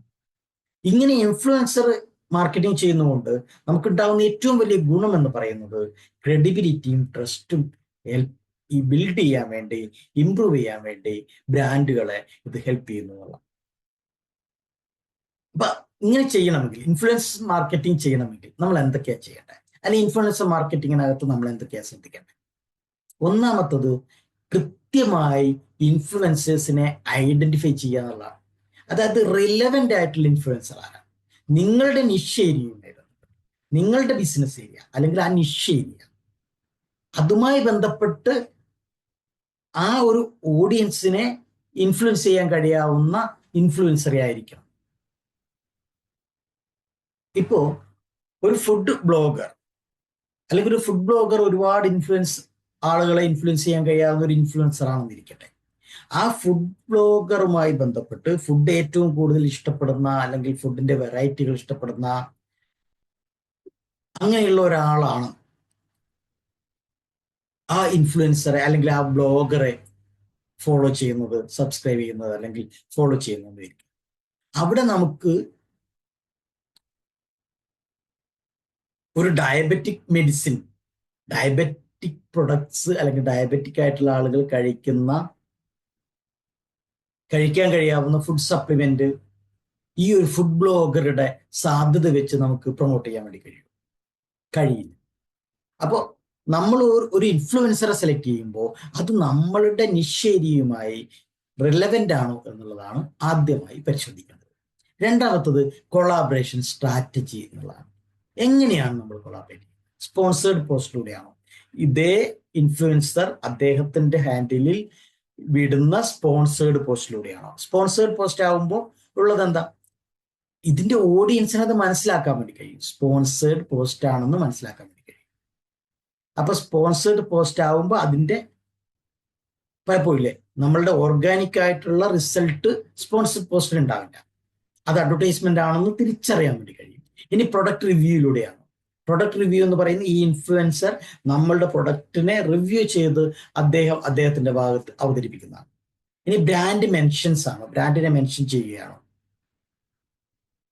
ഇങ്ങനെ ഏത് മെത്തേഡാണ് കൊളാബറേഷന് വേണ്ടി ഉപയോഗിക്കുന്നത് എന്നുള്ളത് പ്രധാനം. ഈ മെത്തേഡിനനുസരിച്ചാണ് നമ്മളുടെ കൊളാബറേഷൻ വർക്ക് ചെയ്യുക. റിസൾട്ടായ എത്രത്തോളം കിട്ടും, എത്രത്തോളം കിട്ടില്ല എന്നുള്ളത്. മൂന്നാമത്തെ കാര്യം ROI, return on investment track ചെയ്യുക എന്നുള്ളതാണ്. എൻഗേജ്മെന്റ് മോണിറ്റർ ചെയ്യുക, കൺവെർസേഷൻ എൻഗേജ്മെന്റും മോണിറ്റർ ചെയ്യേണ്ടത്. നമ്മളൊരു ഇൻഫ്ലുവൻസറുമായി കൊളാബറേറ്റ് ചെയ്യുന്നു, സ്ട്രാറ്റജി ബിൽഡ് ചെയ്തു, അത് റണ്ണ് ചെയ്തു കൊടുക്കുന്നു എന്നുള്ളതല്ലാതെ എങ്ങനെയാണ് നമ്മളുടെ എൻഗേജ്മെന്റ് അല്ലെങ്കിൽ അതിനകത്ത് കൺവെർസേഷൻ എങ്ങനെ വരുന്നു, അതെങ്ങനെയാണ് നമ്മുടെ ബിസിനസ്സിനെ ഇൻഫ്ലുവൻസ് ചെയ്യുന്നത്, ബിസിനസ്സിനകത്ത് എങ്ങനെയാണ് റിസൾട്ട് കൊണ്ടുവരുന്നത് എന്നുള്ളത് ഇൻഫ്ലുവൻസർ മാർക്കറ്റിങ്ങിനകത്ത് ഏറ്റവും ഇമ്പോർട്ടൻ്റ് ആയിട്ട് ശ്രദ്ധിക്കേണ്ട കാര്യം. അടുത്തത് അഫിലിയേറ്റ് മാർക്കറ്റിംഗ് എന്നുള്ളതാണ്. എന്താണ് അഫിലിയേറ്റ് മാർക്കറ്റിംഗ്? അഫിലിയേറ്റ് മാർക്കറ്റിംഗ് എന്ന് പറയുന്നത് ഒരു കമ്മീഷൻ ബേസ്ഡ് സിസ്റ്റത്തിലാണ് മാർക്കറ്റിംഗ് ചെയ്യുന്നത്. മറ്റുള്ളവരുടെ പ്രൊഡക്റ്റ് അല്ലെങ്കിൽ മറ്റൊരു പ്രൊഡക്റ്റ് അല്ലെങ്കിൽ സർവീസ് ഒരു കമ്മീഷൻ ബേസ്ഡ് സിസ്റ്റത്തിൽ ഒരാൾ മാർക്കറ്റിംഗ് ചെയ്യുന്നതിനെയാണ് അയാൾ അഫിലിയേറ്റ് മാർക്കറ്റിംഗ് ചെയ്യുന്നു എന്ന് പറയാൻ കഴിയും. അപ്പൊ അഫിലിയേറ്റ് മാർക്കറ്റിംഗ് എന്ന് പറയുന്നത് ഒരു കമ്മീഷൻ ബേസ്ഡ് സിസ്റ്റമാണ്. എന്തിനുള്ളത്? നമ്മുടെ പ്രൊഡക്റ്റിനെ അല്ലെങ്കിൽ സർവീസിനെ ഒരു പെർസെൻറ്റേജ് ഓഫ് സെയിൽസ് ഏൺ ചെയ്യാനുള്ള കാര്യങ്ങളെ ഒക്കെ ചെയ്യാൻ വേണ്ടി അഫിലിയേറ്റ് ചെയ്യുക, മറ്റൊരാളുമായി അഫിലിയേറ്റ് ചെയ്ത് മാർക്കറ്റ് ചെയ്യുക. ഇതെങ്ങനെയാണ് വർക്ക് ചെയ്യുന്നത് എന്ന് ചോദിച്ചാൽ, നമുക്കൊരു അഫിലിയേറ്റ് മാർക്കറ്റിംഗ് ചെയ്യണമെങ്കിൽ ഫസ്റ്റ് നമ്മൾ ചെയ്യേണ്ടത് ഒരു പ്രോഗ്രാം നമ്മൾ ക്രിയേറ്റ് ചെയ്യേണ്ടതുണ്ട്. നമ്മളൊരു അഫിലിയേറ്റ് പ്രോഗ്രാം ക്രിയേറ്റ് ചെയ്യേണ്ടതുണ്ട്. അങ്ങനെ അഫിലിയേറ്റ് പ്രോഗ്രാം ക്രിയേറ്റ് ചെയ്യുക, അങ്ങനെ അഫിലിയേറ്റ് പ്രോഗ്രാം പ്രൊവൈഡ് ചെയ്യുന്ന ലിങ്കുകൾ ക്രിയേറ്റ് ചെയ്യുക എന്നുള്ളതാണ് ആദ്യം ചെയ്യേണ്ടത്. അതായത് നമ്മുടെ ബിസിനസ്സുമായി ബന്ധപ്പെട്ട് നമ്മുടെ ബിസിനസ്സിന് ഒരു അഫിലിയേറ്റ് പ്രോഗ്രാം ഉണ്ടാക്കണമെങ്കിൽ ആ അഫിലിയേറ്റ് പ്രോഗ്രാം ക്രിയേറ്റ് ചെയ്തതിനു ശേഷം ആ അഫിലിയേറ്റ് പ്രോഗ്രാം കൊടുക്കാവുന്ന, അഫിലിയേഷൻ സാധ്യമാക്കാവുന്ന ലിങ്കുകൾ ക്രിയേറ്റ് ചെയ്യുക. ഇങ്ങനെയുള്ള ലിങ്കുകൾ ബ്ലോഗേഴ്സ്, അതുപോലെ തന്നെ യൂട്യൂബേഴ്സ്, സോഷ്യൽ മീഡിയ മാർക്കറ്റേഴ്സ്, അങ്ങനെയുള്ള ആളുകളിലേക്ക് കൊടുത്തുകൊണ്ട് ആ പ്രൊഡക്റ്റിനെ പ്രൊമോട്ട് ചെയ്യുക. നമ്മൾ ബ്ലോഗേഴ്സ്, അതുപോലെയുള്ള സോഷ്യൽ മീഡിയ യൂട്യൂബേഴ്സ്, അങ്ങനെയുള്ള ആളുകൾക്കാണ് ഈ അഫിലിയേറ്റ് ലിങ്ക് കൊടുത്തുകൊണ്ട് അവരിലൂടെ നമ്മളുടെ പ്രൊഡക്റ്റിനെ നമുക്ക് ഈ ലിങ്കിലൂടെ പ്രൊമോട്ട് ചെയ്യുക. ഇങ്ങനെ പ്രൊമോട്ട് ചെയ്യുമ്പോൾ എന്താ സംഭവിക്കുന്നത്? അവരുടെ ഫോളോവേഴ്സ് അല്ലെങ്കിൽ അവരിൽ ഇൻഫ്ലുവൻസ്ഡ് ആയിട്ടുള്ള ആളുകൾ ഈ ലിങ്ക് കാണുകയും അവർ ത്രൂ എന്ത് ചെയ്യുന്നു, ഈ ഒരു ബ്ലോഗർ അല്ലെങ്കിൽ ഈ ഒരു ഇൻഫ്ലുവൻസർ ത്രൂ ആ ഒരു ടാർഗറ്റ് ഓഡിയൻസ് ഈ ലിങ്കിലൂടെ നമ്മളുടെ പ്രൊഡക്റ്റ് അല്ലെങ്കിൽ സർവീസ് പർച്ചേസ് ചെയ്യും. അപ്പൊ ആരെങ്കിലും ഒരാൾ അങ്ങനെ പർച്ചേസ് ചെയ്യുന്ന സമയത്ത് ആ ഇൻഫ്ലുവൻസർക്ക് നമ്മളുടെ കമ്മീഷൻ, ഏത് കമ്മീഷനാണോ നമ്മൾ ഈ അഫിലിയേറ്റ് പ്രോഗ്രാമിന്റെ ഭാഗമായി ഓഫർ ചെയ്തത്, ആ കമ്മീഷൻ. ഇതാണ് അഫിലിയേറ്റ് മാർക്കറ്റിംഗ്. അപ്പൊ എങ്ങനെയാണ് അഫിലിയേറ്റ് മാർക്കറ്റിംഗ് ചെയ്യുന്നത്? ഫസ്റ്റ് ആദ്യം നമ്മൾ ചെയ്യേണ്ടത് ഒരു അഫിലിയേറ്റ് പ്രോഗ്രാം സെറ്റ് ചെയ്യുക എന്നുള്ളതാണ്. ഒരു കമ്മീഷൻ ബേസ്ഡ് ഇൻസെന്റീവ് സിസ്റ്റം, ഒരു സെയിൽസിന് ഇത്ര, അല്ലെങ്കിൽ ഒരു ലിങ്കിന് ഇത്ര, ഒരു ലീഡിന് ഇത്ര, അങ്ങനെ കൃത്യമായി ഒരു പ്രോഗ്രാം സെറ്റ് ചെയ്യുക. രണ്ടാമത്തെ കാര്യം അഫിലിയേറ്റേഴ്സിനെ റിക്രൂട്ട് ചെയ്യുക എന്നുള്ളതാണ്. ബ്ലോഗേഴ്സ് ആവാം, യൂട്യൂബേഴ്സ് ആവാം, ഇൻഫ്ലുവൻസേഴ്സ് ആവാം, അല്ലാത്തവരാവാരോ ഒരു സ്വാഭാവികമായിട്ട് ഒത്തിരി പേര് അഫിലിയേറ്റ് മാർക്കറ്റിങ്ങിനകത്ത് ഈ സോഷ്യൽ മീഡിയക്കകത്തൊക്കെ ഒരല്പം സജീവമായിട്ടുള്ള ആളുകളൊക്കെ അഫിലിയേറ്റ് മാർക്കറ്റിംഗ് ഉപയോഗിക്കുന്നുണ്ട്. അവരുടെ നമ്പർ എത്ര ചെറിയ നമ്പറിലാണ് അവരുള്ളത്, ആ ഒരു നമ്പറിലൂടെ അഫിലിയേറ്റ് മാർക്കറ്റിംഗ് ചെയ്ത് ബിസിനസ് കൊണ്ടുവരിക. ഇവിടെ പ്രധാനപ്പെട്ട ഒരു കാര്യം നമ്മളുടെ പെർഫോമൻസ് നമ്മൾ ട്രാക്ക് ചെയ്യുക എന്നുള്ളതാണ്. നമ്മളുടെ അഫിലിയേറ്റേഴ്സിന്റെ പെർഫോമൻസ് ട്രാക്ക് ചെയ്ത് കൃത്യമായി അവരെ മോണിറ്റർ ചെയ്ത് സെയിൽസ് കൂട്ടാൻ, എൻഗേജ്മെന്റ് കൂട്ടാൻ, അതിലൂടെ സെയിൽസ് കൂട്ടാനുള്ള ആക്ഷൻ നമ്മളുടെ ഭാഗത്തുനിന്ന്, ബിസിനസ് ഓണറുടെ ഭാഗത്തുനിന്ന് ഉണ്ടാവണം. അടുത്തത് വീഡിയോ മാർക്കറ്റിംഗ്. നമ്മൾ നേരത്തെ കണ്ടന്റ് മാർക്കറ്റിംഗ് പരിശോധിച്ചു. വീഡിയോ മാർക്കറ്റിംഗ് എന്ന് പറയുന്നത് ഇപ്പൊ യൂട്യൂബിലൂടെയുള്ള മാർക്കറ്റിംഗ്, പ്രധാനമായും വീഡിയോ മാർക്കറ്റിംഗ് യൂട്യൂബ് എന്ന പ്ലാറ്റ്ഫോമിലൂടെയാണ് നമ്മൾ ചെയ്യുന്നത്. അതേപോലെ ഷോർട്ട് ഫോം ആയിട്ടുള്ള കണ്ടന്റുകൾ, അത് ഫേസ്ബുക്കിലും യൂട്യൂബിലും ഇൻസ്റ്റയിലും എല്ലാം നമ്മൾ ഷോർട്ട് കണ്ടന്റുകൾ മാർക്കറ്റ് ചെയ്യുന്നുണ്ട്. അതായത് വീഡിയോസ് പ്രൊമോട്ട് ചെയ്തിട്ടുണ്ട്, കസ്റ്റമർ എഡ്യൂക്കേറ്റ് ചെയ്യാൻ, എൻഗേജ് ചെയ്യാൻ കഴിയാവുന്ന വീഡിയോസിലൂടെ നമ്മളുടെ ബിസിനസ്സിനെ പ്രൊമോട്ട് ചെയ്യുന്നതിനെയാണ് വീഡിയോ മാർക്കറ്റിംഗ്. ഇതിൽ ഒന്നാമത്തത് ലോങ് ഫോം വീഡിയോസ്. എന്താ ഈ ലോങ് ഫോം വീഡിയോസ്? പ്രധാനമായി യൂട്യൂബിനകത്താണ് നമ്മൾ ലോങ് ഫോം വീഡിയോസ് ഉപയോഗിക്കുന്നത്. അതായത് ഒരു സംഭവത്തെക്കുറിച്ച്, ഒരു ഏരിയയെക്കുറിച്ച്, ഒരു ബിസിനസ്സിനെ കുറിച്ച്, അല്ലെങ്കിൽ ഒരു പ്രശ്നത്തെക്കുറിച്ചുള്ള ഡീറ്റെയിൽഡ് ആയിട്ടുള്ള ഇൻസൈറ്റ്സുകൾ കൊടുക്കുന്ന, അല്ലെങ്കിൽ ഒരു സ്റ്റോറി ടെല്ലിംഗ് കുറച്ച് ഡീറ്റെയിൽ ആയിട്ട് അവതരിപ്പിക്കുന്ന വീഡിയോസിനെയാണ് ലോങ് ഫോം വീഡിയോസ് എന്ന് പറയുന്നത്. പൊതുവിൽ ഒരു 3 മിനിറ്റ് 4 മിനിറ്റ് മുതൽ അങ്ങോട്ട് ഉള്ള ഒരു പക്ഷേ 10 മിനിറ്റ് 15 മിനിറ്റ്, അരമണിക്കൂർ, 1 മണിക്കൂർ, 1.5 മണിക്കൂർ, അങ്ങനെ പല ലെങ്ത്തിലുള്ള വീഡിയോസ്. ഒരു മിനിമം ഒരു 5 മിനിറ്റ് എങ്കിലും ഉണ്ടാവുകയും ഒരു 15 മിനിറ്റ് 20 മിനിറ്റ് പരമാവധി ഒരു അരമണിക്കൂറിൽ ഒതുങ്ങുകയും ചെയ്യുന്നതാണ് ഒരു ഐഡിയൽ ആയിട്ടുള്ള ലോങ് വീഡിയോ ഫോമിന്റെ ഒരു ഡ്യൂറേഷൻ എന്ന് പറയുന്നത്. പക്ഷെ നമ്മളുടെ മാറ്റർ ആവശ്യപ്പെടുന്നുണ്ടെങ്കിൽ, നമ്മളുടെ ടോപ്പിക് ആവശ്യപ്പെടുന്നുണ്ടെങ്കിൽ അത് വീണ്ടും വലുതാക്കുന്നതിന്, നീളുന്നതിന് കുഴപ്പമില്ല. ടോപ്പിക് ആവശ്യപ്പെടുന്നുണ്ടെങ്കിൽ. ഷോർട്ട് ഫോം വീഡിയോസ് എന്ന് പറയുന്നത് പൊതുവെ നമ്മുടെ സോഷ്യൽ മീഡിയക്കകത്തുള്ള റീൽസ്, ഫേസ്ബുക്കിൽ ഇൻസ്റ്റയിൽ റീൽസ്, സ്റ്റോറീസ്, അതുപോലെ യൂട്യൂബിനകത്തുള്ള ഷോർട്സ്, ഇതാണ് ഷോർട്ട് ഫോം വീഡിയോ. ഈ ഷോർട്ട് ഫോം വീഡിയോയുടെ ഉദ്ദേശം എന്ന് പറയുന്നത് അറ്റൻഷൻ നേടുകയാണ്. ലോങ് ഫോം വീഡിയോക്കകത്ത് നമ്മളൊരു സബ്ജക്റ്റിനെ കുറിച്ച് ഡീറ്റെയിൽ ആയിട്ട് പറയുകയാണ്, അവതരിപ്പിക്കുകയാണെങ്കിൽ, ഒരു സ്റ്റോറി ടെല്ലിംഗ് ആണ് ചെയ്യുന്നതെങ്കിൽ, സബ്ജക്റ്റ് റിലേറ്റഡ് ആയിട്ടുള്ള അറ്റൻഷൻ പെട്ടെന്ന് പിടിച്ചെടുക്കുക എന്നുള്ളതാണ് ഷോർട്ട് ഫോം. ഏറ്റവും നന്നായിട്ട് നമുക്ക് നമ്മളുടെ ഫോളോവേഴ്സിനെ കൊണ്ടുവരാൻ ഏറ്റവും മികച്ച രൂപത്തിൽ ഷോർട്ട് ഫോം വീഡിയോസ് ചെയ്യുകയാണ് നല്ല വഴി. മൂന്നാമത്തെ ഒരു മെത്തേഡ് എന്ന് പറയുന്നത് ലൈവ് സ്ട്രീമിങ്ങും വെബിനാസും. ലൈവ് കൊടുക്കുക, റിയൽ ടൈം എൻഗേജ്മെന്റ് ഉറപ്പുവരുത്താൻ കഴിയുന്നു എന്നുള്ളതാണ് ലൈവിന്റെ പ്രത്യേകത. ലൈവ് കൊടുക്കുമ്പോൾ റിയൽ ടൈം ആയിട്ട് നമ്മളുടെ ലൈവ് ആളുകൾ കാണും, അവരതിനോട് ഇന്ററാക്ട് ചെയ്യും, എൻഗേജ് ചെയ്യും. വെബിനാസിലൂടെ ഡീറ്റെയിൽ ആയിട്ട് നമുക്ക് കാര്യങ്ങൾ അവതരിപ്പിക്കാൻ വേണ്ടി കഴിയും.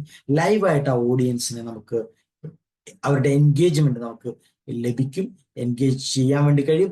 അതിലൂടെ നമുക്ക് സെയിൽസ് ചെയ്യാൻ വേണ്ടി കഴിയും. ഒന്നാമത്തെ ഫോം ഓഫ് എന്ന് പറയുന്നത് യൂട്യൂബിന്റെ, അല്ലെങ്കിൽ യൂട്യൂബിലെ ലോങ് ടേം വീഡിയോ, അല്ലെങ്കിൽ ലോങ് ഫോം വീഡിയോ, അല്ലെങ്കിൽ ഷോർട്ട് ഫോം വീഡിയോ എന്നാണ്. ഈ ലോങ് ഫോം വീഡിയോ അല്ലെങ്കിൽ ഷോർട്ട് ഫോം വീഡിയോ ഒക്കെ നമ്മൾ ഉദ്ദേശിക്കുന്നത് എൻഗേജ്മെന്റ് ഉറപ്പുവരുത്താനുള്ള കണ്ടന്റ് കൊടുക്കാൻ. അപ്പൊ നമ്മുടെ ഓഡിയൻസുമായി, നമ്മുടെ ടാർഗറ്റ് ഓഡിയൻസുമായി വളരെ ഓർഗാനിക് ആയിട്ടുള്ള തന്നെയുള്ള ഒരു എൻഗേജ്മെന്റ് ഉറപ്പുവരുത്താനാണ് നമ്മൾ ലോങ് ഫോം വീഡിയോയും ഷോർട്ട് ഫോം വീഡിയോയും ഉപയോഗിക്കുന്നത്. ലൈവ് സ്ട്രീമിംഗ് ഉപയോഗിക്കുന്നത് നമ്മളുടെ ഓഡിയൻസുമായി ലൈവായിട്ടുള്ള ഇന്ററാക്ഷൻസ് ഉണ്ടാകും. നേരത്തെയുള്ള ഷോർട്ട് ഫോം അല്ലെങ്കിൽ ഷോർട്ട് വീഡിയോ അല്ലെങ്കിൽ ലോങ് ഫോം വീഡിയോക്കകത്ത് അത് ലൈവായിട്ടല്ല, നമ്മളൊരു വീഡിയോ കൊടുക്കുന്നു, നമ്മൾ ആ വീഡിയോയിലൂടെ മാർക്കറ്റ് ചെയ്യുന്നു, ഒരുപാട് സമയങ്ങൾ കഴിഞ്ഞിട്ട് അല്ലെങ്കിൽ മറ്റൊരു ഘട്ടത്തിലായിരിക്കാം ഒരു കസ്റ്റമർ അത് കാണുന്നത്. പക്ഷെ ലൈവിനകത്ത് ഡയറക്റ്റ് ദ സ്പോട്ട് ടൈമിൽ കസ്റ്റമർ നമ്മളുമായി ഇന്ററാക്ട് ചെയ്യാം. ഇനി ഈ വീഡിയോസ് എങ്ങനെയാണ് SEO ചെയ്യാൻ വേണ്ടി, എങ്ങനെയാണ് സെർച്ച് എഞ്ചിൻ ഏറ്റവും മികച്ച രൂപത്തിൽ നമുക്ക് ഈ വീഡിയോ നമ്മൾ ഗൂഗിൾ ആഡ്സ് കൊടുക്കുന്നു, എങ്ങനെയാണ് സെർച്ച് എഞ്ചിൻ ചെയ്യുക? സെർച്ച് എഞ്ചിൻ ചെയ്യുക എന്ന് പറയാം, ഒന്നാമത്തത് ടൈറ്റിലുകൾ ഒപ്റ്റിമൈസ് ചെയ്യുക എന്നുള്ളതാണ്. അതേപോലെ ഡിസ്ക്രിപ്ഷൻ, ടാഗ്. നമ്മൾ വീഡിയോ മാർക്കറ്റിംഗ് ചെയ്യുമ്പോൾ ഈ 3 കാര്യങ്ങൾ, വീഡിയോയെ എത്രത്തോളം നമ്മൾ ഗൗരവത്തോടെ കാണുന്നു, എത്രത്തോളം ഗൗരവത്തോടെ റെക്കോർഡ് ചെയ്യുന്നു എന്നതിനേക്കാളും ഉപരി നമ്മൾ, അല്ലെങ്കിൽ അതിനോടൊപ്പം തന്നെ നമ്മൾ ശ്രദ്ധിക്കേണ്ട കാര്യമാണ് SEO ചെയ്യുക വീഡിയോസ് എന്ന്. അതായത് ടൈറ്റിലുകൾ ഏറ്റവും അട്രാക്റ്റീവ് ആയിട്ടുള്ള, ഏറ്റവും കൂടുതൽ ആളുകൾ കാണുന്ന, സെർച്ച് ചെയ്യുന്ന കീവേഡുകളുള്ള ടൈറ്റിലുകളായിരിക്കണം നമ്മൾ വീഡിയോയ്ക്ക് കൊടുക്കേണ്ടത്. അതേപോലെ ഡിസ്ക്രിപ്ഷനകത്ത് ഏറ്റവും കൂടുതൽ ആളുകൾ എന്തൊക്കെയാണോ ആവശ്യപ്പെടുന്നത് അത്തരം ഡിസ്ക്രിപ്ഷനിൽ കൊടുക്കുക. നമുക്ക് റെഫറൻസ് ആയിട്ടുള്ള കാര്യങ്ങൾ ഡിസ്ക്രിപ്ഷനിൽ കൊടുക്കാൻ പറ്റും, ലിങ്ക് കൊടുക്കണമെങ്കിൽ ഡിസ്ക്രിപ്ഷനിൽ കൊടുക്കാൻ പറ്റും. ആൻഡ് ടാഗ്, കൃത്യമായ ടാഗ് ഉപയോഗിക്കുക. ആരെ ടാഗ് ചെയ്യണം, ഏത് വിഭാഗത്തെ ടാഗ് ചെയ്യണം എന്നുള്ളത്, ഹാഷ്ടാഗുകൾ കൃത്യമായിട്ട് ഉപയോഗിക്കുക. ഇതാണ് വീഡിയോ മാർക്കറ്റിംഗ് കാര്യം. നമ്മുടെ പത്താമത്തെ കാര്യം എന്ന് പറയുന്നത് marketing automation and AI driven engagement. നമ്മളിപ്പോൾ സംസാരിച്ചു കൊണ്ടിരിക്കുന്നത് ഡിജിറ്റൽ മാർക്കറ്റിംഗിന്റെ ചാനലുകളെ കുറിച്ചാണ്. വിവിധ ചാനലുകൾ, വിവിധ പ്ലാറ്റ്ഫോമുകൾ ഡിജിറ്റൽ മാർക്കറ്റിങ്ങിനെ കുറിച്ചാണ് നമ്മൾ സംസാരിക്കുന്നത്. അവസാനത്തെ കാര്യം marketing automation and AI driven. എന്താണ്? ഓട്ടോമേഷൻ ടൂൾസുകൾ ഉപയോഗിച്ചിട്ട് മാർക്കറ്റിംഗ് ടാസ്കുകൾ സ്ട്രീംലൈൻ ചെയ്യുന്നതിനെയാണ് മാർക്കറ്റിംഗ് ഓട്ടോമേഷൻ എന്ന് നമ്മൾ പറയുന്നത്. മാർക്കറ്റിംഗ് ടാസ്കുകൾ എന്ന് പറയുന്നത് ഇതുപോലെയുള്ള നമ്മളുടെ കണ്ടന്റ് മാർക്കറ്റിംഗ്, വീഡിയോ മാർക്കറ്റിംഗ്, അതുപോലെ തന്നെയുള്ള social media advertising, net advertising, ഇങ്ങനെയുള്ള നമ്മളുടെ മാർക്കറ്റിംഗ് ഓറിയന്റഡ് ആയിട്ടുള്ള നമ്മളുടെ ടാസ്കുകളെ നമുക്ക് ഓട്ടോമേഷൻ ടൂൾ ഉപയോഗിച്ച് സ്ട്രീംലൈൻ ചെയ്യാൻ കഴിയും. അങ്ങനെ സ്ട്രീംലൈൻ ചെയ്യുന്നത് കൊണ്ടുള്ള ഗുണം എന്താ? നമ്മുടെ എഫിഷ്യൻസി ഇംപ്രൂവ് ചെയ്യാൻ കഴിയും. ആസ് എ ബിസിനസ് ഓണർ എന്നുള്ള നിലയ്ക്ക് നമ്മുടെ ബിസിനസ്സിനകത്തേക്ക് എല്ലാ കാര്യങ്ങളും ഒരുപക്ഷെ മൈക്രോ എന്റർപ്രണേഴ്സ് ആയിരിക്കും ചെയ്യുക. അവരുടെ മൈക്രോ ബിസിനസ്സിനകത്തുള്ള ഒരു പ്രശ്നം അതാണ്. എല്ലാ കാര്യങ്ങളും മൈക്രോ എന്റർപ്രണേഴ്സ് നേരിട്ടാണ് ചെയ്യുന്നത്. അപ്പൊ നമുക്ക് ഒരുപക്ഷെ നമ്മളുടെ മെറ്റീരിയൽസ് കളക്ട് ചെയ്യേണ്ടി വരും, നമുക്ക് പ്രൊഡക്ഷനിൽ ശ്രദ്ധിക്കേണ്ടി വരും, നമുക്ക് അവിടെയുള്ള മറ്റുള്ള കാര്യങ്ങൾ, ലേബേഴ്സിന്റെ കാര്യങ്ങൾ ശ്രദ്ധിക്കേണ്ടി വരും, നമുക്ക് ഇതിന്റെ പാക്കിംഗ് ഉൾപ്പെടെയുള്ള കാര്യങ്ങൾ ശ്രദ്ധിക്കേണ്ടി വരും, നമുക്ക് ഇത് സെയിൽസ് ചെയ്യേണ്ടത് അല്ലെങ്കിൽ മാർക്കറ്റിംഗ് ചെയ്യേണ്ട ടീമുമായി ബന്ധപ്പെട്ട കാര്യങ്ങൾ ശ്രദ്ധിക്കേണ്ടി വരും, നമുക്ക് ഇതിന്റെ ബിസിനസ്സുമായി ബന്ധപ്പെട്ട ലീഗൽ അല്ലെങ്കിൽ മറ്റുള്ള ഫിനാൻഷ്യൽ കാര്യങ്ങൾ ശ്രദ്ധിക്കേണ്ടി വരും. ഇതെല്ലാം മൈക്രോ എന്റർപ്രണേഴ്സ് എന്ന് പറയുന്ന ഒരാൾ അല്ലെങ്കിൽ ഒരു കൂട്ടം ചെറിയ ഒരു ഗ്രൂപ്പ് ഓഫ് പേഴ്സൺസിലേക്കാണ് ഈ റെസ്പോൺസിബിലിറ്റി ഒക്കെ വരുന്നത്. അങ്ങനെ വരുമ്പോൾ അഡ്വർടൈസ്മെന്റും ഈ ഡിജിറ്റൽ മാർക്കറ്റിംഗ്, എല്ലാ ദിവസവും ഡിജിറ്റൽ മാർക്കറ്റിംഗ് ചെയ്യണം. ഡിജിറ്റൽ മാർക്കറ്റിംഗ് എന്ന് പറയുന്നത് എല്ലാ ദിവസവും സോഷ്യൽ മീഡിയയിൽ നമുക്ക് പോസ്റ്റ് വരണം, ഗൂഗിൾ ആഡ് ചെയ്യണം, അതിന്റെ ലീഡ് കളക്ട് ചെയ്യണം, ഇത് മാനേജ് ചെയ്യണം. ഈ കാര്യങ്ങളൊക്കെ നമ്മൾ ചെയ്യുമ്പോൾ വിഷ്വൽ ഒരുപക്ഷെ നമ്മൾ റീല് ഷൂട്ട് ചെയ്യണം, റീൽ എഡിറ്റ് ചെയ്യണം, പോസ്റ്റർ ഡിസൈൻ ചെയ്യണം. ഇതൊക്കെ നമ്മൾ അതിനു വേണ്ടി സമയം ചെലവഴിക്കുമ്പോൾ ഒരു പക്ഷേ എല്ലാ ദിവസവും നമുക്ക് അതിനുവേണ്ടി സമയം ചെലവഴിക്കാൻ കഴിയില്ല. അങ്ങനെ കഴിയുമ്പോൾ നമ്മുടെ കുറേ സമയം നഷ്ടപ്പെടും.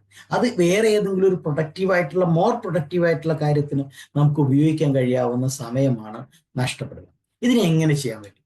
ഇതിനാണ് നമ്മൾ ഓട്ടോമേഷൻ അല്ലെങ്കിൽ AI ടൂളുകൾ ഉപയോഗിക്കുന്നത്. AI ടൂളുകൾ ഉപയോഗിച്ച് നമുക്ക് എന്ത് ചെയ്യാൻ കഴിയും? കണ്ടന്റിനെ പേഴ്സണലൈസ് ചെയ്യാൻ കഴിയും. അതായത് എൻ്റെ കസ്റ്റമർ, ഒരു 100 കസ്റ്റമറോട് നേരിട്ട് സംസാരിച്ച് അവരുടെ പെയിൻ പോയിന്റ് മനസ്സിലാക്കുന്നു നോക്കുക. ഇനി അടുത്തൊരു 100 കസ്റ്റമർ ഉണ്ടെങ്കിൽ 100 കസ്റ്റമറോട് സംസാരിച്ചിട്ട് വേണം നമുക്ക് പെയിൻ പോയിന്റ് മനസ്സിലാക്കാൻ. പക്ഷെ ആദ്യത്തെ ഒരു 100 കസ്റ്റമറോട് സംസാരിച്ച് നമ്മൾ മനസ്സിലാക്കിയിട്ടുള്ള പെയിൻ പോയിന്റ് മനസ്സിലാക്കിയതിന്റെ അടിസ്ഥാനത്തിൽ നമുക്ക് അത് വെച്ചിട്ട് എന്ത് ചെയ്യാൻ കഴിയും? നമുക്ക് AI ടൂളുകൾ ഉപയോഗപ്പെടുത്തിയിട്ട് AI ടൂളുകൾ ഉപയോഗപ്പെടുത്തിക്കൊണ്ട് നമുക്ക് കസ്റ്റമേഴ്സിന് കൊടുക്കാൻ കഴിയാവുന്ന കണ്ടന്റുകൾ നമുക്ക് പേഴ്സണലൈസ് ചെയ്യാൻ കഴിയും. കൃത്യമായ കണ്ടന്റ് പേഴ്സണലൈസ് ചെയ്യാൻ കഴിയും. അതേപോലെ ഇമെയിൽ ക്യാമ്പയിൻ, നമുക്ക് ഓരോ കസ്റ്റമർക്കും കൊടുക്കേണ്ട ഇമെയിലിന്റെ കണ്ടന്റ് എന്താ? ഓരോ ഘട്ടത്തിൽ ഒരു കസ്റ്റമർ ഒരുപക്ഷെ ഒരു ലീഡ് നമ്മളെ കണക്ട് ചെയ്യുന്നു. ആ ലീഡിനെ കണക്ട് ചെയ്ത് ആദ്യം നമ്മൾ കൊടുക്കുന്ന ഒരു ഇമെയിൽ മുതൽ സെയിൽസ് നടക്കുന്നത് വരെയും സെയിൽസ് നടന്നതിന് ശേഷം കൊടുക്കുന്ന ഇമെയിൽ വരെയുള്ള ഡിഫറെന്റ് സ്റ്റേജിലെ ഇമെയിലുകളുടെ കണ്ടന്റുകൾ ആർട്ടിഫിഷ്യൽ ഇന്റലിജൻസ് ഉപയോഗിച്ച് നമുക്ക് എടുക്കാൻ പറ്റും. അങ്ങനെ കണ്ടന്റ് എടുക്കുക എന്ന് മാത്രമല്ല, ഓട്ടോമേഷൻ ഉപയോഗിച്ചാൽ നമുക്ക് ആ പ്രോസസ്സിനെ ഓട്ടോമേറ്റ് ചെയ്യാൻ കഴിയും.